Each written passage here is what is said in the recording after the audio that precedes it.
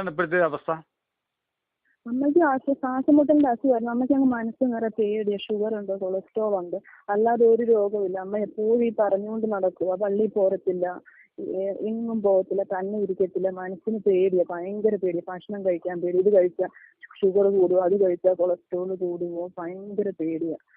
എപ്പോഴും ഓരോ രോഗങ്ങൾ പറഞ്ഞുകൊണ്ട് നടക്കുക. എനിക്ക് തലമറിയിക്കുക, കുറച്ച് എന്തെങ്കിലും എനിക്ക് കരക്ക് താഴോട്ട് തളർന്നു പോവുക, അങ്ങനെ എപ്പോഴും പറഞ്ഞുകൊണ്ട് നടക്കുക. എപ്പോഴും ഏറ്റ് നടക്കുക, എല്ലാം ചെയ്യുന്നുണ്ട്. അടിച്ചു വാരും, കറിയൊക്കെ വെക്കും.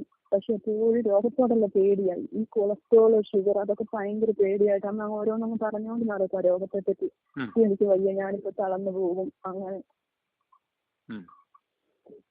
അങ്ങനെയൊക്കെ എപ്പോഴും പറഞ്ഞുകൊണ്ട് നടക്കും അമ്മ. അല്ലാതെ അമ്മ എപ്പോഴും ഈ രോഗത്തെ, ഞങ്ങളെ മക്കളെ പറ്റി ഒന്നും അമ്മ അങ്ങനെ പറയുകയൊന്നുമില്ല. അവരെ കുറിച്ച് ചിന്തിക്കുകയോ. ഞങ്ങൾ നോക്കുന്നത് അമ്മയ്ക്ക് രോഗമൊന്നുമില്ല ഡോക്ടർ.